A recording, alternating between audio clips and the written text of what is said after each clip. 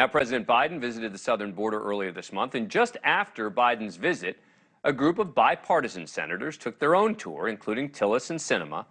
Probably saw little, if any, coverage of this bipartisan effort on almost any other national news network because it doesn't stoke outrage. It doesn't reinforce pre-existing opinions. It's actually an effort to get something done.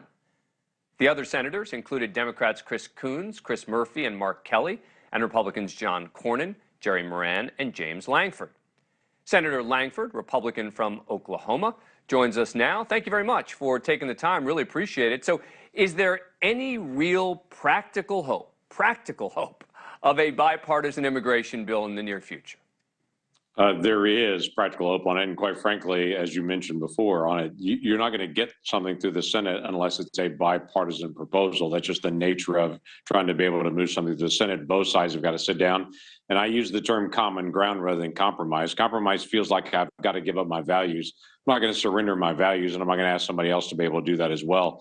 But there are so many areas of immigration where we have common ground, and for the 8 of us that went there, 4 Democrats and 4 Republicans, for us to be able to look at the same set of facts, talk to the same people, to be able to talk about asylum, talk about the risks, to be able to, quite frankly, hear the folks in Yuma, Arizona, a very small rural community there in southern Arizona, to say 3 years ago, we had 8,000 people that crossed our border illegally. This year, we had 310,000 people.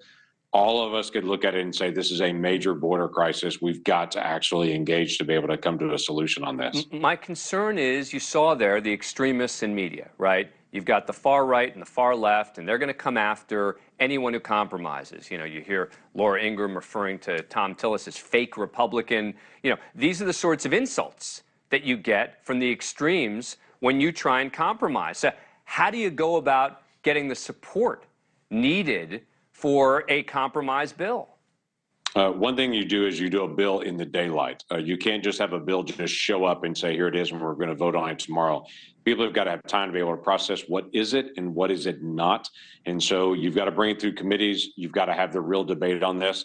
That's long, that's hard, that's noisy. But transparency is the best thing that you can have. And for us to all look at the same set of facts on it, going, the current system of asylum is absolutely not working. Yeah. Everyone can look at it and say, this is a major problem. Now it becomes the issue of how we're going to actually get to a solution on this. But daylight transparency helps a lot in the debate. And you are correct. Anytime you talk about immigration, our phones do light up here as we've got folks calling me and saying amnesty no matter what the proposal is, and another whole group of folks saying you're about to kick Latina grandmothers out of their home where they've been for 20 years. Right. So it becomes this big yelling match anytime you talk about immigration. That's why Congress hasn't done anything about it in decades, because it's hard. Right. But you're open to giving Democrats something on the Dreamers, right, as part of a compromise? So yeah, there are quite a few of us have engaged in this, not the larger Dreamer population, but the DACA population. And what's interesting, a lot of people lose track of, even President Trump and his proposal that he put out there now 5 years ago actually had a legal path for DACA recipients in President Trump's proposal that he put forward. He just wanted to also fix some of the other areas at the same time.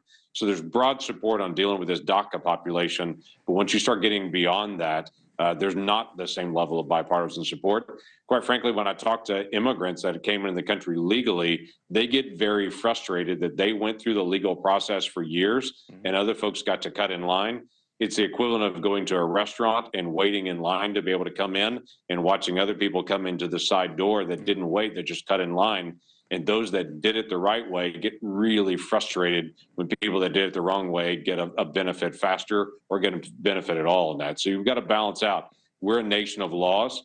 We should be focused on actually encouraging people to be able to actually follow the law. Well, look, we're going to be counting on guys like you to try to get something on paper, because if it's not people like you, it's not going to happen. So let me ask you just one follow-up question on a separate topic. You heard today that classified documents found at the home of former Vice President Mike Pence. Of course, this coming in the wake of the classified documents found at President Biden's home. What do you make of the latest news? Yeah, it's frustrating because that means we've got more classified documents that are floating out there. We had classified documents that President Trump intentionally had, and he said, hey, I declassified these, and they're going through all of that process. President Biden now has had 5 different times that they've found different classified documents in 5 different places on that. That's been frustrating. Now, apparently, Vice President Pence has said, we need to go through and look at everything I've got to make sure I don't have any classified documents. And they did find some. We don't know how many, and we don't know what they are at this point. This is not something that happens. I've served on the Intelligence Committee. I would tell you, we're extremely careful with classified documents. We don't take them home. I never take them in a briefcase. They never leave secure areas. Thank you for watching. Go to newsnationnow.com to find NewsNation on your cable provider. And don't forget to click the red subscribe button below to get more of NewsNation's fact-driven, unbiased coverage.